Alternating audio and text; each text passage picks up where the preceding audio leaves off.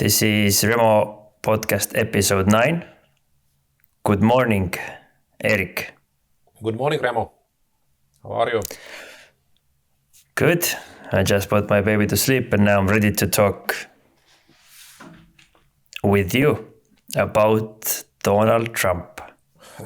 Yeah, that was actually our idea, that to come to the modern part of history, or jump to this actual or very interesting aspects, very accurate and actual aspects of our everyday political and historical life. So spare us some knowledge. Who is Donald Trump? Where does he come from? And then let's start discussing from different angles, because I think I have had most of the time other different perspectives. So let's see what happens today.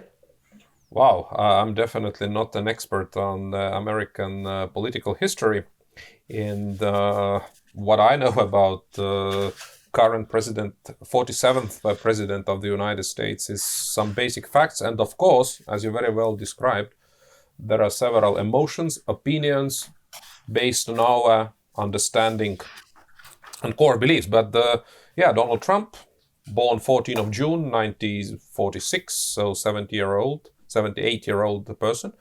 Very interesting from American political history, because he has been 45 and now 47th president of the United States.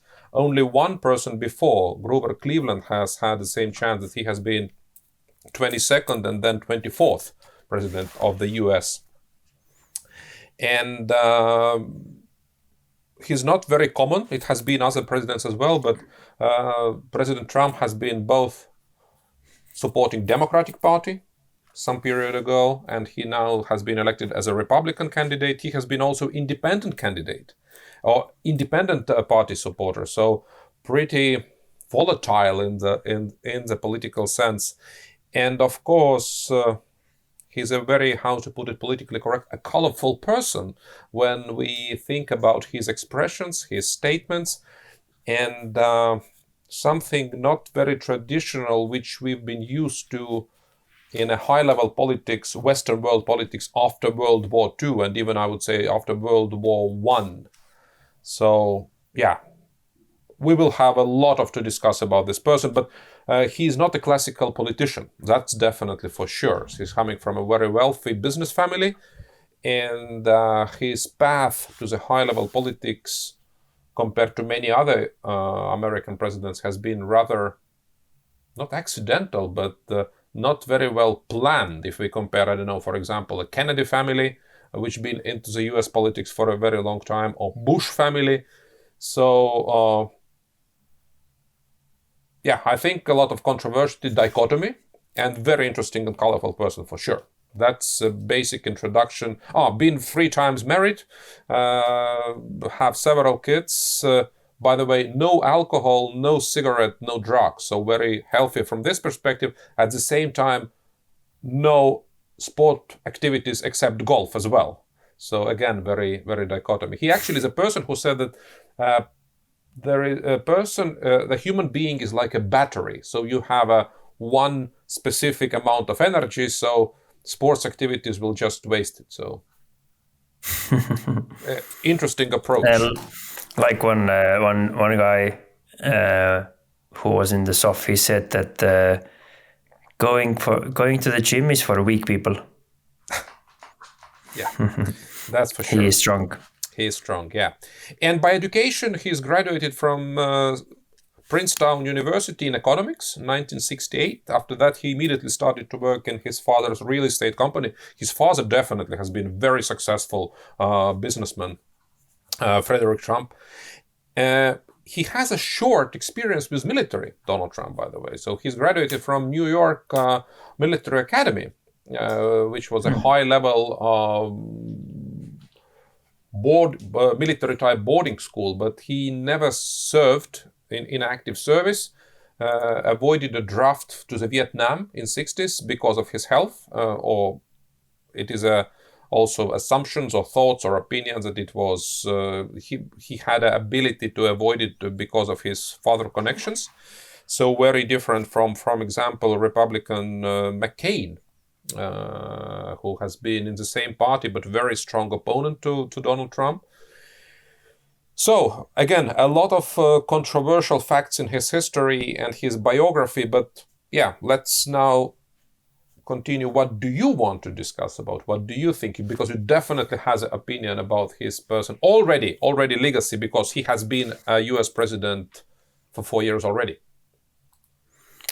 So yeah, I think what do you think? What does it change as he's the president at the moment? What does it change for Estonia? Or if anything, is it good or is it bad? No, Estonian official policy, and I think that's not only words, it's reality.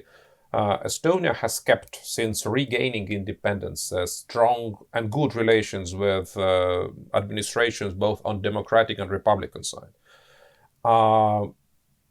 What it will change for Estonia, specifically for Estonia, it is hard to say because we are part of the broader thing. I don't think that Donald Trump every day starts here thinking about Estonian and American relations. What it will change, in my understanding, and already changed, the most important thing, it will change the rhetorics. Not maybe even the concrete actions, which we don't know yet, but it definitely will change the way we used to approach and to build relations and to talk to people. That is something very, very shocking for the traditional politics, because in my understanding, respect, even if we disagree, but the respect among the allies who has the same goal, who have the same mission, that is a key thing what we teach. We start our instructions, we start our trainings with build relations, cover and move. Even if you have, different opinions on several aspects, you still need to have respect, because respect between the allies starts for everything. And alarming thing for me, that expressing this classical respect has been diminished. And that makes me not so much worried, it makes me sad. So the rhetorics I hear, it is something I would never imagine 10 years ago from a mouth of someone on this political level. We have had very colorful person in the world history, Ronald Reagan, for example, also very artistic, a showman and stuff, but it was also to certain expect. So this boundaries has now expanded. Is it good or bad in a concrete actions? I don't know yet, because skipping the emotions and looking on the previous presidency of Donald Trump, many of his actions actually has been, for the Eastern Europe, for the Central Europe, has been good. There is no doubt about it. But the rhetorics is shocking, and now it's already started, in my understanding, damaging our relations we have valued for, in Western Europe, we have valued for 80 years. So rhetorics and the relations, that's the first thing coming to my mind. So what is respect to you? What's the classical meaning of respect? And what I mean by that is that how does it look like? What are some of the actions that show respect to you? For me, it's also important that words and actions come together. Honesty is a part of respect. So it doesn't mean you must not say harsh things, or you must not express your true feelings. Sometimes they needed to be expressed, and sometimes in a very concrete manner. But respect, in my understanding, is that you are not deliberately taking away someone's dignity. Dignity, it's that which makes us different from other species on Earth. We have understanding of dignity. And if you start to attack someone's dignity, it has to be your enemy. You can attack the enemy's dignity if it's a deliberate part of your actions. But if it's your ally, and you disagree with ally, you can be very strict and harsh, but you must not attack dignity. And that's, in my understanding, happened when you start to question agreed rules in a manner when you attack dignity. And here I mean actually the question of Canada and the Greenland when it comes to Denmark. So that's, for me, was definitely a shocking thing, which 10 years ago we could imagine only from a countries like North Korea or Russia. But I think it to me, it's like, it seems like, right, it's a very controversial way of saying, like, what could be the strategy behind it? Because, I mean, he's not stupid. He knows perfectly well what he's doing. Like, I don't think that it's just not calculated in some way or form. So if you just had to think, what could be, if you did a SWOT behind this kind of action, what would be the opportunities or that could come out from that? Okay, for us as Europeans, and of course Estonia, with a very special connection Let's to first Denmark. talk from US perspective, like looking where they are at the moment in terms of their crisis and their role. Because, I mean, what we need to understand first, I would say, in my opinion, is their own perspective, where they are coming from, rather where we want them to come from to cover for us, right? Because they have their own stuff going on and they have been covering for a lot of time.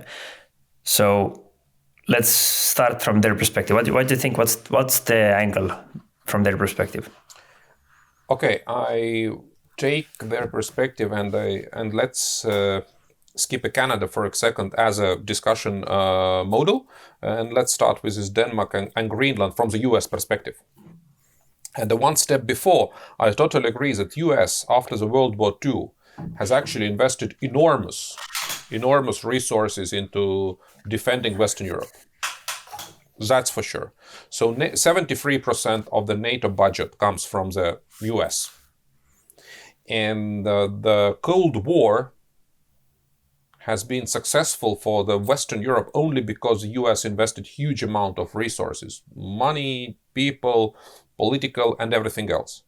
So at certain point, US people, which is a very legitimate, started to ask, okay, guys,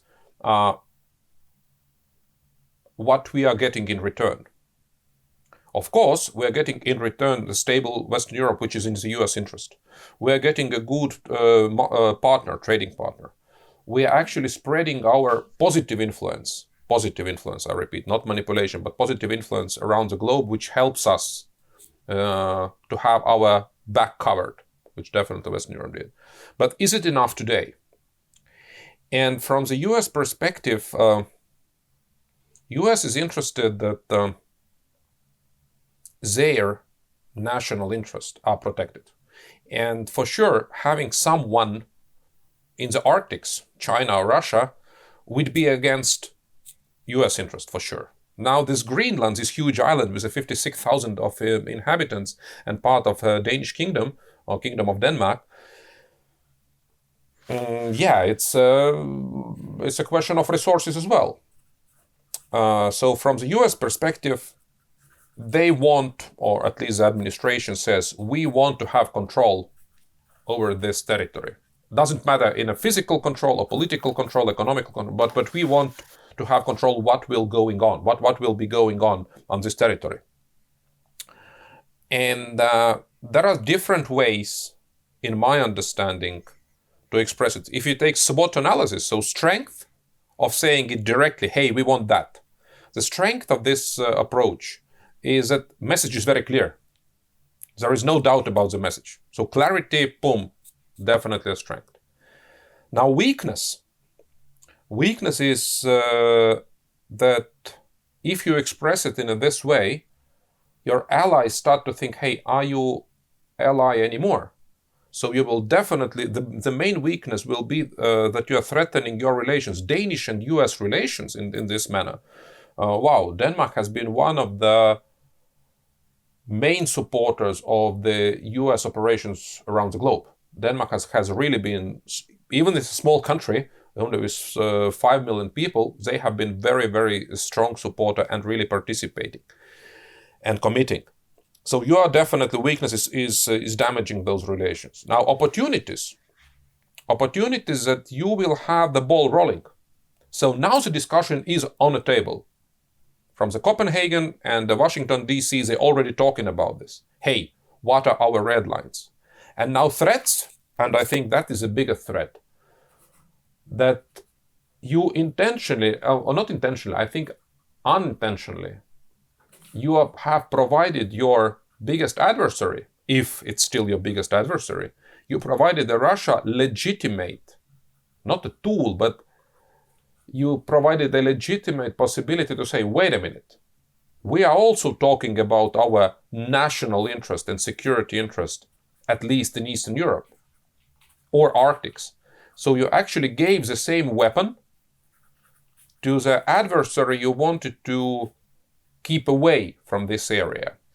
So you somehow like a justified something which has been unheardable since 1945, when we agreed, hey, we now will follow those rules. That is our SOP. We don't want the Third World War to come. So that is a bigger threat. By using this rhetoric, you're actually pushing it unintentionally closer to the possible conflict. So that's my very, very simplified way of understanding it from a SWOT perspective.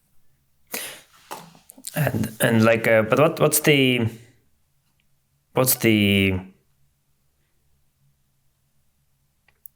strength about how, I don't know, Denmark or, I don't know, Western world reacted? I mean, wouldn't it be more useful, or I mean more even, how to say, professional, to just stay calm and say, so that's what you're thinking. That's an interesting idea. Let's sit down and let's see what you want.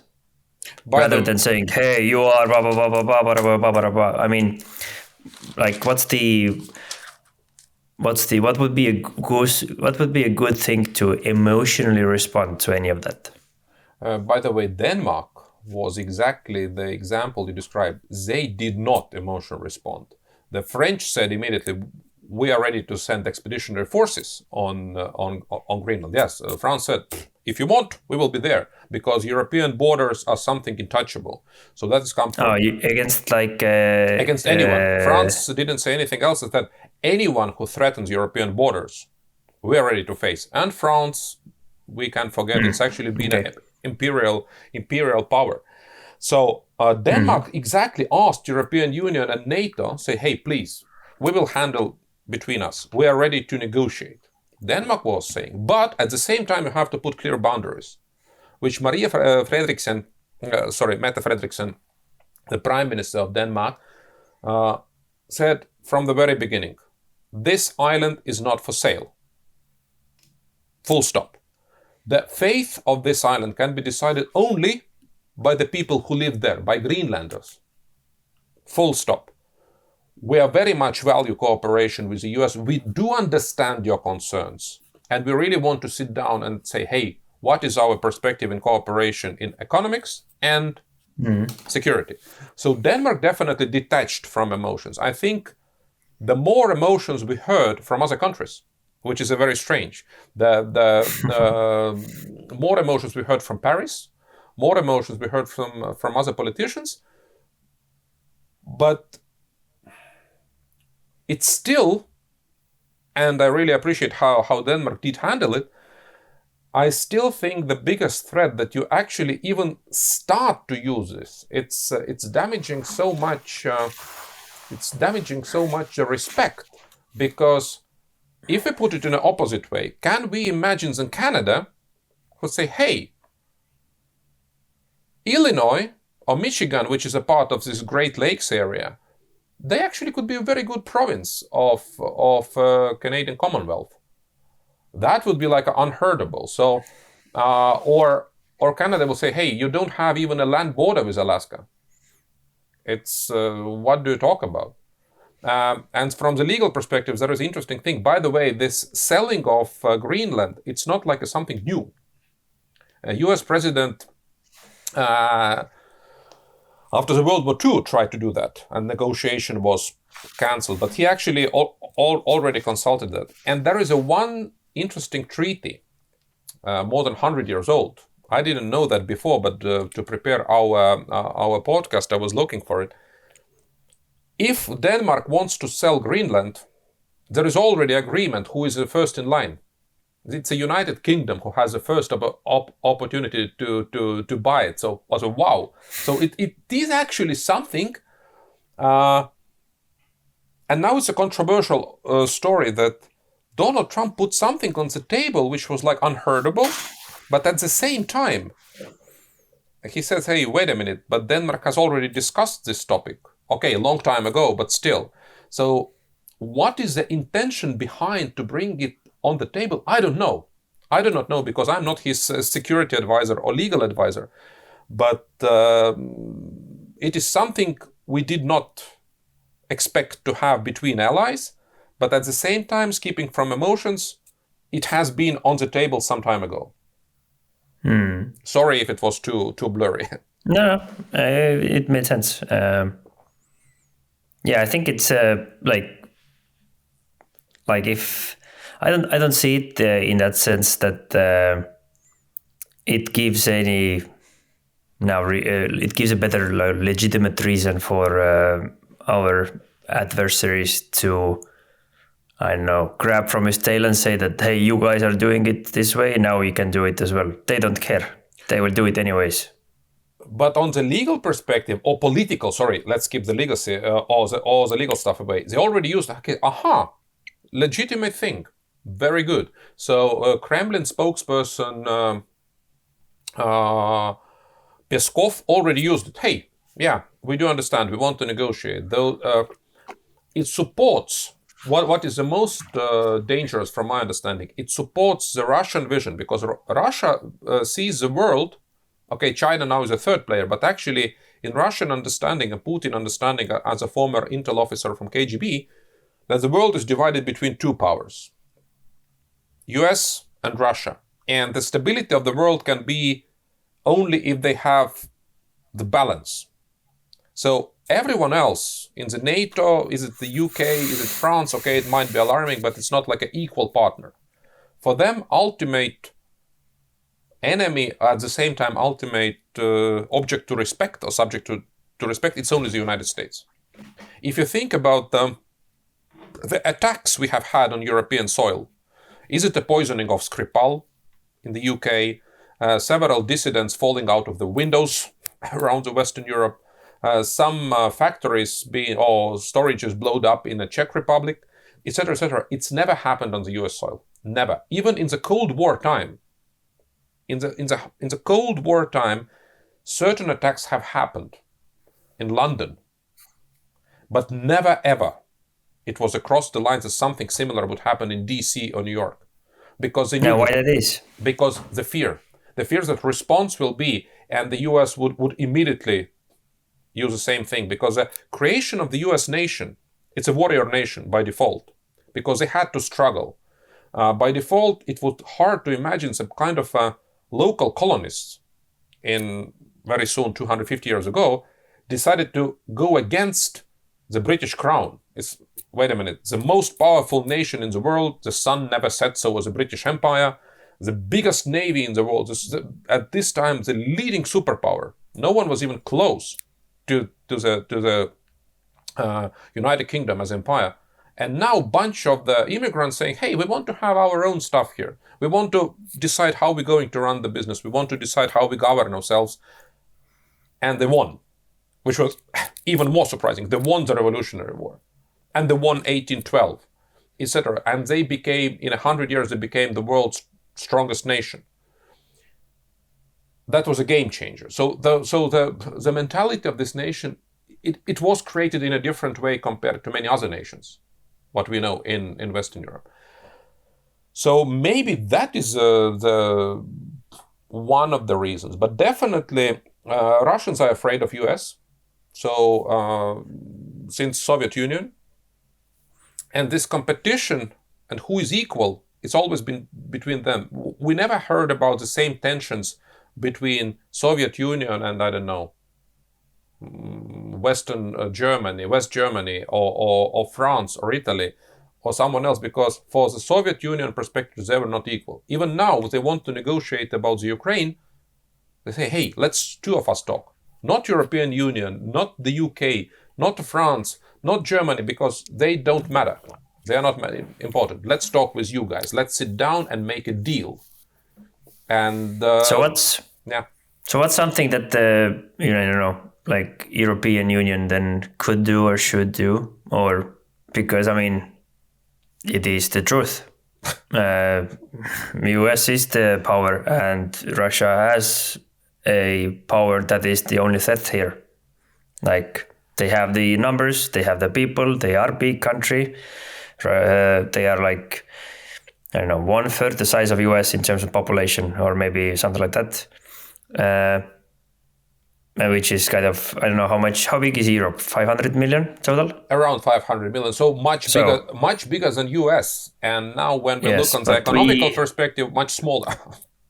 Yeah. So why is Europe so weak? You are excellent man to explain this 1/3 rule.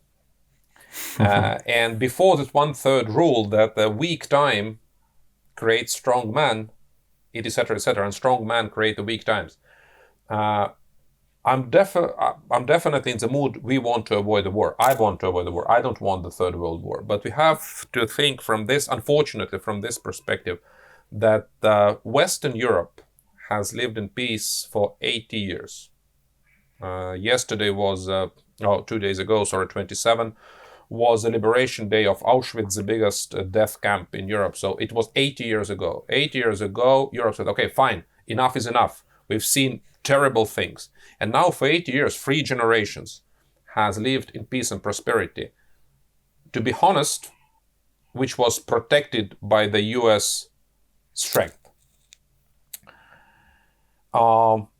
We became too weak to face the truth and face the threats. Why Eastern Europe has been, at least 10 years ago, more willing to risk, more proactive, because we came from the hard Soviet times. Now 30 plus years has gone by, and to be honest, we are not so fast, not so agile anymore, because we used to, wait a minute, that's good, that's fine, let's not rush. And we are not so active anymore. So we are not training and preparing ourselves. Estonia is definitely doing better because we see the threat all the time. When you go with the same rhetorics to Belgium, you will have different opinion. So we are not agile. And that's why 500 million is not even close by economical development or, power to the US. Now, when you compare Russia with 140 million people, which is, by the way, approximate number of people we have in Nigeria, or the economical power of Russia is, by the way, is something around the Netherlands, where we have only 17 million people. So from economical perspective, financial perspective, Russia is not a big economy at all. Living standard is twice lower than in Estonia. GDP is definitely somewhere there in the third world, but they have several thousands of nukes. We don't know how many of them works, maybe only 10%, but that's enough to create a huge mess. So the only strength they have, it's fear, to create a fear. And only one country in the world who says directly, we are not afraid, is the US, because most of the European nations still bearing in mind those atrocities of the World War II, saying anything but to avoid this. And that's why we are acting so weak in Ukraine. Because, maybe it will escalate. Maybe we will go too far. So if a German chancellor, Germany is the biggest economy of European Union, 82 million people, so by default it could be like a running engine of European Union, says, my main task, and that's as a chancellor, as a leader, that my main task is to avoid direct conflict between NATO and Russia. Not saying, hey, my direct task is protect our interest. That's make me actually nervous. So wait a minute, how it can be main task to avoid something? Main task is to achieve something.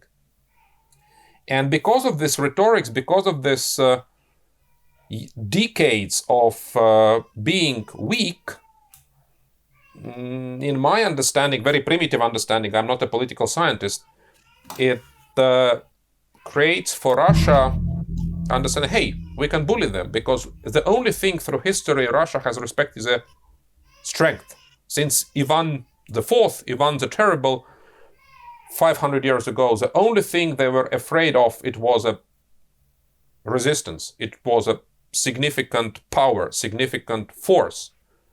And as I said, US by default, by creation, is ready to provide this force. Europe, sad to say, not to the extent Russia will fear. Sorry for the long explanation. Yeah, it makes sense. Also, like Europe is very decentralized, right? And we have decentralized in terms of language. We have our own languages in each side. So it is harder to kind of pull the Europe together, because we have been part of Europe only for whatever, I don't know, like how long as a European Union as it is at the moment? Like, when was the last member joined? Now we have countries like Croatia, for example, joined, but the question is not the European idea. It actually starts from the World War II, after World War II. And it starts from the economical reasons. To bring France and Germany together, they start to produce the coal and steel together. And if they do it together, it will possibility to avoid the next war. So that's how the modern idea started. So we can talk about the modern European Union or economical union, whatever we call it. We can talk about this idea after the World War II. So 49, 50, we can talk about this. That's why European Day, it's 9 of May when this agreement was signed. So the US history, the last biggest threat that US will fall apart was Civil War, 1861, 1865. After that, it was much more centralized. Of course, still 50 states are states, but no one can leave this union anymore. That's prohibited. Only Republic of Texas is saying that they have legally this right, which is a very debatable. But that's fine. So US is much more united now. Yes, our cultural heritage, that we have so many official languages in European Union, from Slovak to Estonian, and by the way, English language was very close to disappear as an official language of European Union, because when UK left, and there are only 2 countries where they have English as an official language as well, second official language. It's Malta and Ireland. So by default, it would be German or French. Most of our laws are not unified to the level they have in the US. We don't have a federal government. We don't even have... We agreed that the foreign policy of European Union is one, but we don't have even a foreign minister of European Union. Even Kaja Kallas, the former prime minister of Estonia, who is now like leading the Europe foreign policy, her official name is a high representative, to avoid to call her a foreign minister. So we have a lot of solos. Like, for example, Hungary sending a representative to Belarus, which by the European Union declared non-legitimate dictatorship. How one of 27 members can actually act completely against the same principles. So yeah, Europe is not united. Now we go back to the Napoleon time, who had this big dream to unite different nations to preserve their cultural and ethical and whatever traditional differences, but at the same time create one voice. And this is not official statement of Estonian Military Academy or someone else, but I think the only possibility for Europe to play similar role as the US is to agree on the higher level of a federal policies. Otherwise, I don't see it's very sustainable. Yes, 500 million is a one market, but even we don't have one currency. So even now within European Union, 70% of countries is using euros, and Sweden, Denmark, Czech Republic, Poland, and many, many other big economies are not. So even in this small thing, we cannot agree. So how can you be a partner? One of the US presidents, I love this, and he asked the question, if I need to talk to Europe, who will I call? It's $1 billion question. Who will I call? Is it the president of France? Is it the president of the European Parliament? Is it the high representative? Is it the chancellor of Germany? But if I want to talk, what is the European perspective? Who will I call if I have an urgent question? But that's a great question. That's a great question. And if I want to talk, what is the US perspective? I know who we need to contact. That's the White House, it's the president. If we need to have opinion, what is a Catholic Church approach, who still have influence on 1/7 part of the world, I will call the Pope of Rome. But if I want to have, what is opinion of Europe? Who is the one person that pick up phone and say, hey, I need answer now? And we don't have this person. Mm-hmm. So Europe is just let's do business together. That's how it started, because we are commercial nations. Even Napoleon told that why he did not respect British. They are mercantile nations. They just sell something.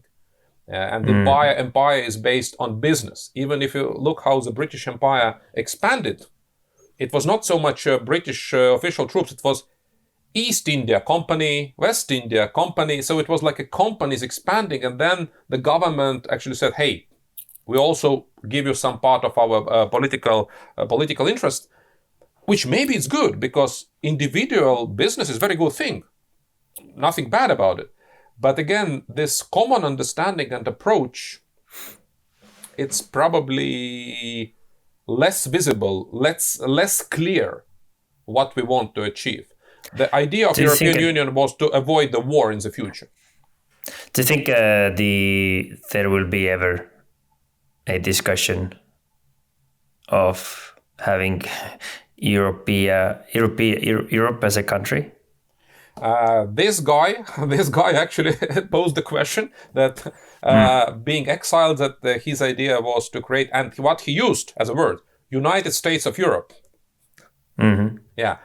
United States of Europe, yes. United States of Europe. I don't know. So what will be the SWOT of that?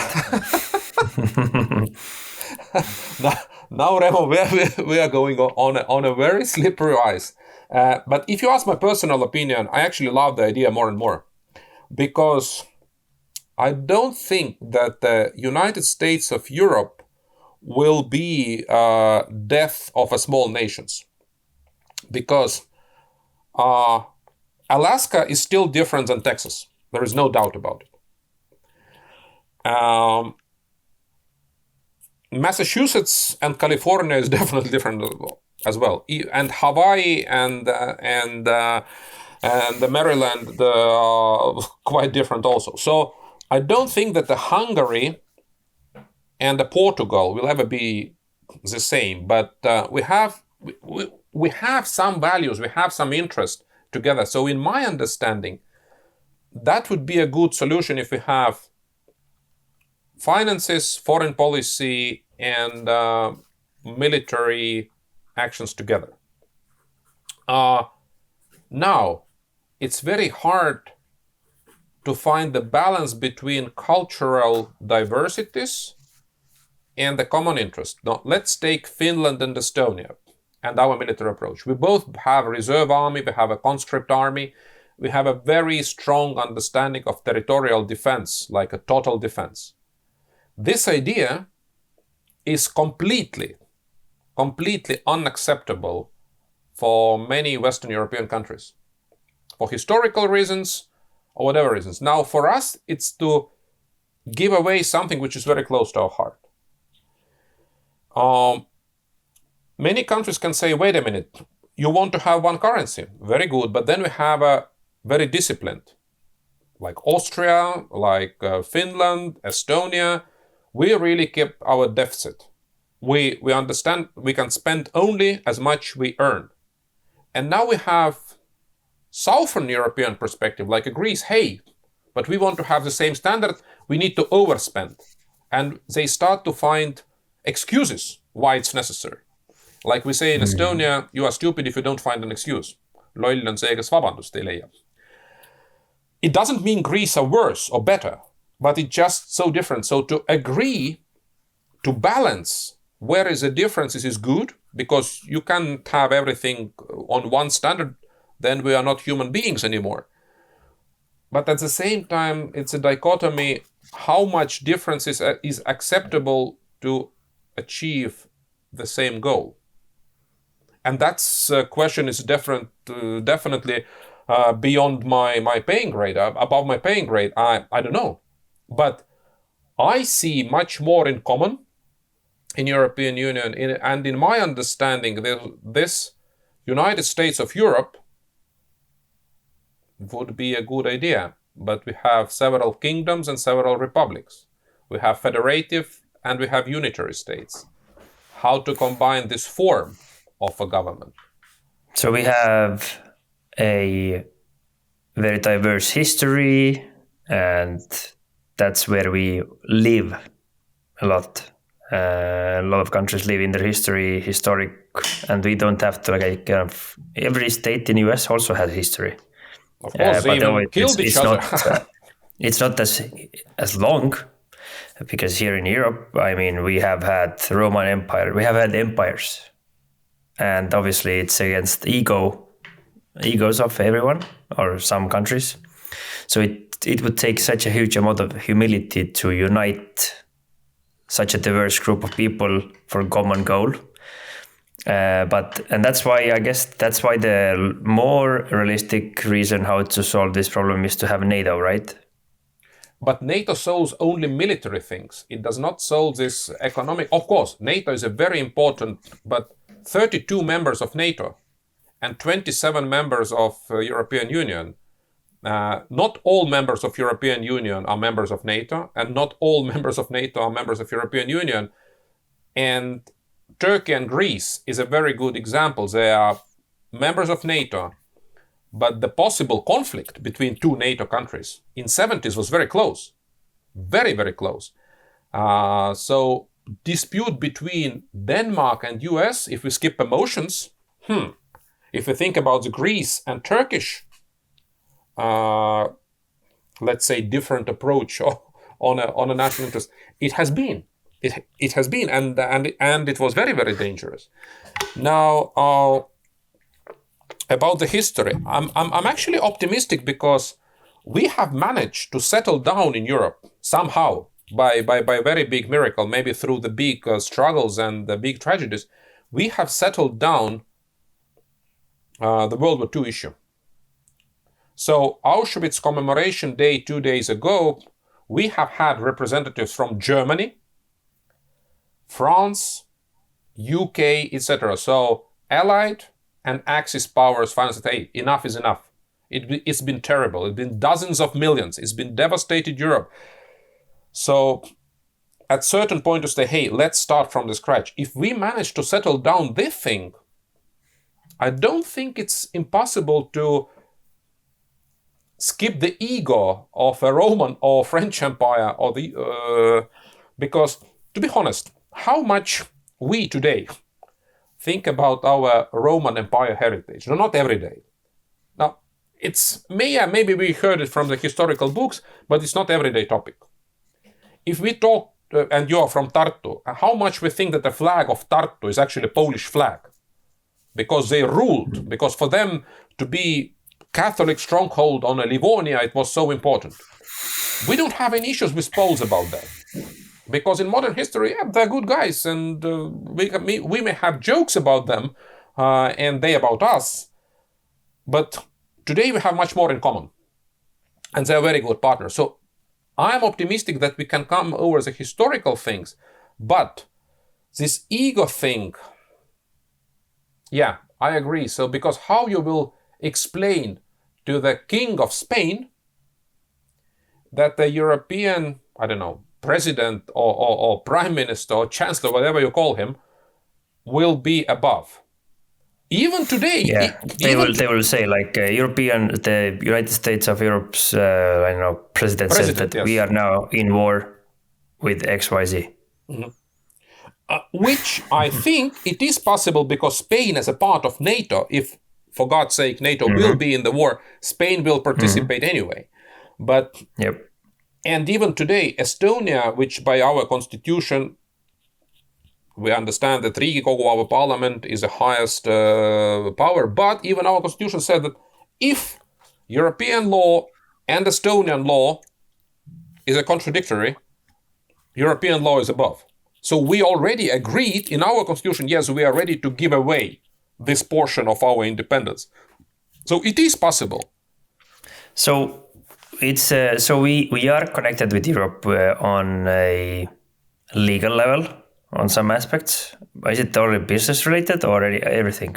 Not everything. For example, every member state can decide the tax issues. So our taxes are completely different than in Denmark or even Finland. What has to be in common is that a judicial agreement.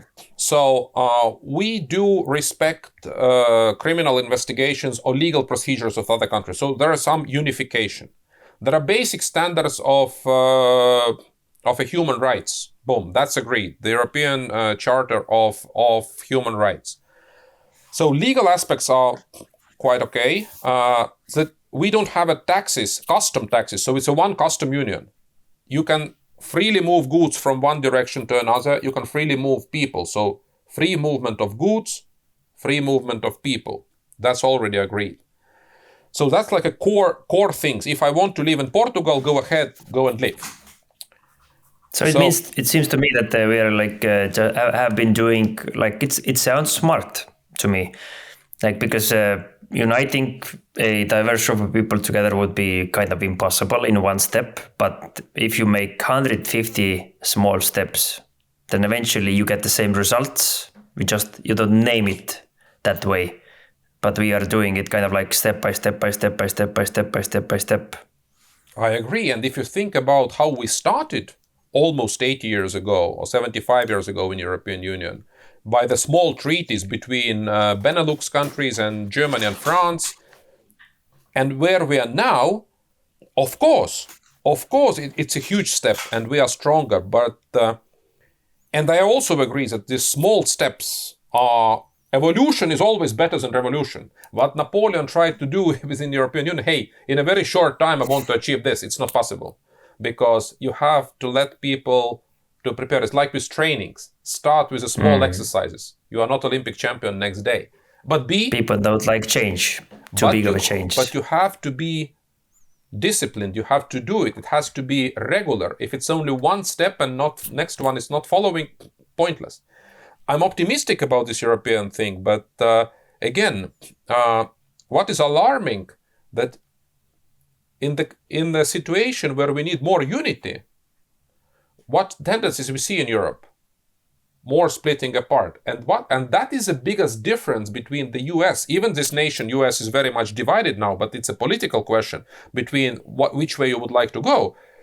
But they are not separated in understanding that we are one nation. That the idea of one nation is still there.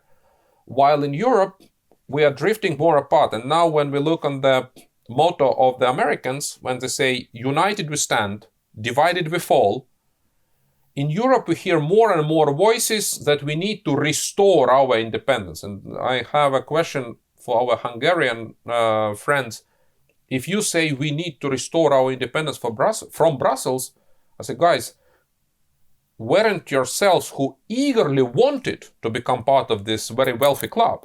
And now, after the club actually provided you everything, now you're saying we want to have our independence. So I want to have benefits, but I don't have obligations.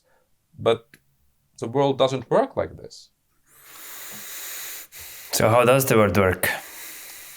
You need to invest. You need to give, and then you can take. And to give and take, it's Give and receive, if given. Yeah, give and receive, exactly. So in this way, even I don't like Mr. Trump's rhetorics, I have to admit that this business way of thinking, that if you want to have something, it's like in relations, you also have to have a first step. And you can't only demand. You also need to invest in relationships. Otherwise, the relationships, I don't know, will not function or disappear. Maybe it's they are kind of reached to the point where they have given so much and they've seen or received so little. So now they just change their attitude and see what happens. I mean, I think poking it in general, I mean, if war happens anyways. It doesn't matter who's there. Crazy people happen, just like crazy leaders have emerged, not because someone said a word or a few sentences. I mean, our adversaries, they have been around and they have done what they've done, regardless of what everyone is saying or not. They just do what they want. Eventually, crazy people have been born in every country, in every manner. So I think that from Estonia's perspective, I think it's very, from like a common person, I mean, there is just so little we are able to influence. So you can worry as much as you want. It really doesn't do much good for your life, because things that will happen are so way above your pay grade or influence, at least at this moment. I mean, I could do a lot of things to eventually become and be on a position of influence. 100% I could. But I think it's easier to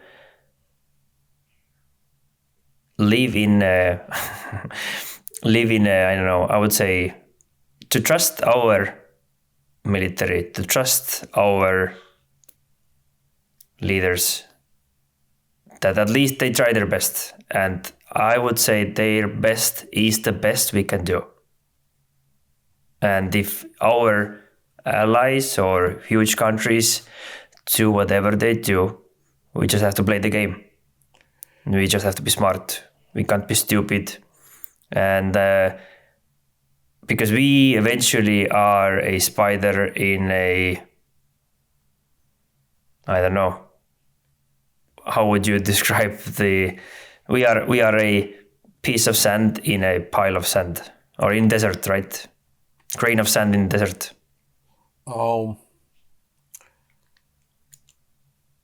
core beliefs why we have the world today, which we enjoy, it's actually that despite of our economical or political or military power, we are equal. So that was like okay. Otherwise, it always will be like a struggle of species, like in Darwin theory. And what we agree. Don't you think that we are equal until? And that's a problem. If we go back to the rhetorics, then we jump back to the 19th century, where empires started to divide Africa. Hey, I take western part, you will take eastern part, France will take the northern part, whatever. So we don't want this world to be back, because it will create the huge tragedies, and we again come to the clash of interest. The theory you described that we have to adapt, it's like from the ancient Greek saying that the big countries or the big powers or the powerfuls will do what they want to do, and the small ones will do what they have to do. So I don't want to go back to this ancient Athens or ancient Rome, where it was a truth, because we developed, we came to the next step. Now, reality also steps in. So where is the balance between values, between unfortunate bad situations in the world? I don't know. So I do value the community, the society, the world we have today. It's really something. During Soviet time, we dreamed to be, hey, now so-called history is over, the Cold War is over, now we can live in the peace. Unfortunately, some of the players are not respecting this. Never respected. Was it the Soviet Union? Was it the communist China? Dictatorships around the globe? There are many of them. And the problem was that we expected that they will change voluntarily, or just we are leading by example. It has taken a very long time. They're still different. Now, for us, it's a shock because we are not prepared that someone among our club is using the same rhetorics, and we don't know how to adapt to this, because for us it has been a past. 100 years ago, boom, wait a minute. Now we have the same speeches, the same opinions. Of course, we have to trust our leaders, but it doesn't mean that we cannot criticize them. It doesn't mean that we have not the ability to propose our ideas or to make our actions. I don't know. We started to talk, actually, our initial idea was to talk about President Trump, but I agree that President Trump is just a symbol. Because why we are talking about him? Not because he's one of 47 presidents, but because he's marking or presenting or symbolizing change. We may argue positive or negative change. And as a dichotomy says both, because what he has achieved on the previous presidency. So NATO, who has been relying on the US for decades, and even this 2% of GDP, so minimum of the minimums after the Cold War, were not respected. And finally, he said in a very direct manner that, guys, if you are not paying your bills in the restaurant, I'm not buying your food. Simply, boom. What we see, Germany, 10 years ago, even the questions that Germany will invest 2% of GDP into defense, that would be like is a fairy tale? Now they're doing more. Boom. If someone would say that, hey, there will be majority of NATO countries who will respect this agreement, and this agreement is 10-year-old, by the way. No, it's not possible. Today it's possible. So, with a very painful action, he achieved that. The rhetoric has been terrible, but the outcome has been excellent, to be honest. Mm-hmm. So there is an interesting spin, or Jordan Peterson, it has this quote: a harmless man is not a good man. A good man is a very, very dangerous man who has that under voluntary control. I've never heard this expression, under voluntary control. How do you understand this part of under voluntary control? So it means that you can be the strongest and baddest person if needed. Like you are strong, but you are a jiu-jitsu fighter, you're a black belt, you are MMA champion. You can beat anyone in hand-to-hand combat, but you don't go and attack people. You don't use it. I don't know.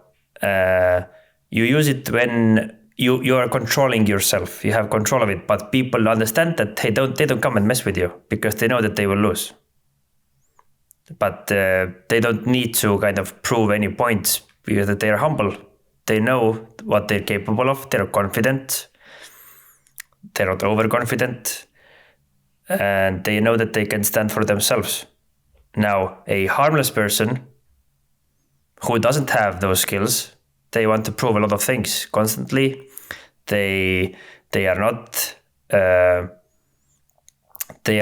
as capable, and there's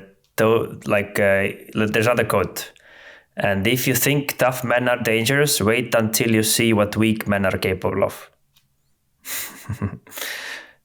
So, I think looking from that perspective, having a really strong leader, and having a strong nation, it's a good thing, and you can hold it for under a voluntary control, but you have to be dangerous, because otherwise, this nature doesn't really work. Otherwise, you will be eaten, but you survive. Like if you're small, you will be eaten. If you are able to run away, that's awesome. If if you have long hair, yeah, we know what's the saying, like three things. But like that's what one of the how to human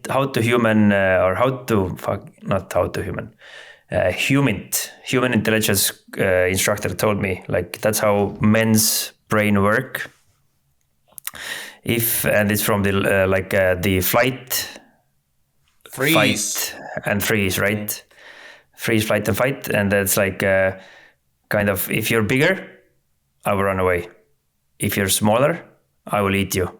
If you have long hair, I will make babies. That's the logic. Yes, but we developed to be human beings and not to create tragedies all the time around, because we are not we agreed not to follow anymore this aggressive part of our nature. So we control emotions, what we instruct, the same way we control our aggression. And this being a strong and being a fearful, it goes back to the 30s when Adolf Hitler raised to power, said, hey, Germany is not respected. I want it to be respected because we lost World War I. It never will happen again. And now we will start to talk about our interest and the needs. All this Lebensraum, we need to expand our living space, etc., etc. And his very primitive book about My Fight or Mein Kampf actually more or less relies on the same idea that, hey, in a nature, if you are a rabbit, the wolf will eat you, etc. So that's how exactly we don't want the human society work. We want to build relations because finally the same situation, at one point someone stronger will come and eat you as well. You don't want to have this. So now where to find the balance between being strong and what we have both learned in militaries is a show of force. You don't need to use it, but sometimes you just show it. The Cuban Missile Crisis in 60s was exactly the same way when John Fitzgerald Kennedy, a very smart US president, he didn't use the force, but he made Soviets very clearly understand, guys, at certain red line, I'm ready to use it. No doubt about it. But he did it in a very polite and smart manner. Was it coincidence? Was he like a poker player putting everything on one card? I don't know. But he is successful, he was successful, and he's praised for it. Would he been praised also if the other part wouldn't read the sign and there would be a clash? I don't know. Nobody knows, because allegedly the world was 8 hours away from the nuclear war. And he was still a poker face saying, now we go. Now we do a blockade. Was he bluffing? I don't know. Was he strong enough to showing the other party, hey guys, we go? I don't know. Is Donald Trump trying to send the same message? Maybe that is a genius plan behind it. I don't know. But even in implementing this genius plan, he already have had one negative thing. Relations are in danger. So insecurity among the allies, not the adversaries, but insecurity among the allies, that's a bad thing. He's unpredictable, which is a good thing, because adversaries also think, hey, wait a minute. Is he really saying that? Is it just rhetorics? Will it be action? We don't know. So that's unpredictability and surprise, which is very important in all security and military operations. This signal is also sent to China and Russia, and they don't know. Is it possible to achieve the positive result, unpredictability for the adversary, and keeping at the same time alliances strong and relations strong within your community? Wow, that's $1 billion question. Where is the balance? I don't know. Mm-hmm. But for me, relations are important. Yeah, absolutely, they are crucial, right? Like think about that saying, like, or what we are using also, like mission first, team second, me third, right? I have to think about it. At least that's how I'm spinning it. Like in many times in organizations, like if the mission is not strong enough and mission is not spoken every day, people will forget about it, right? For example, I know we want to support frontline soldiers as a company or whatever, and we never speak about it. Then we eventually hit the crisis, and now we are everyday meetings are all about resources and money and how we can save here and how we can save there, and there is no discussion or no wording of hey, we need to save this at this time because eventually otherwise we're not able to support the soldiers. But we're just talking about money now. There's no mention of the soldiers, no mention of the mission. Now what happens with the team? They don't remember anymore why we are doing this. Now what they start to look is, okay, who are the people here? These are pretty good people. So what we are relying on now is good relationships. Now, if the relationships are starting to go bad, we are starting to get into silos, we are not covering moving for each other because we are not aligned anymore. We even can't remember why we came together, but the relationships are good at the moment, but then they start to go bad. And then eventually when you are in that position, okay, I can't hear anymore about the mission. I don't like the people anymore because the relationships are bad. Now, who do you start thinking of? You start thinking about yourself. Now you start thinking, okay, the grass is greener on the other side. There is another company which is better and blah, blah, blah. But to me, what is stronger than the relationship and the team is the mission. If you believe in the mission, you can figure out every relationship. You can overcome every obstacle if you want to go and drive towards that mission. Because if you now have a bad relationship, I mean, or some of the key people leave, you don't leave because you believe in the mission. It doesn't matter that some people left. It doesn't matter that some people didn't want to be here or they had the other ways. You still go on to accomplish that mission. So you came to play basketball. You want to be the best basketball player, so to say. And now if you have new teammates that you don't like, but still, it doesn't matter. You wait for 1 year, 2 years, 3 years, you build up a team and then you go again because you love the game. And I think it's dangerous sometimes and it's weird in the same way, like in the military, a lot of people say that they are in the military because of the people, right? Because of the brothers. Yeah, but I think it's dangerous because if they go away, if the brothers go away, they go away as well because they're not there for the mission anymore.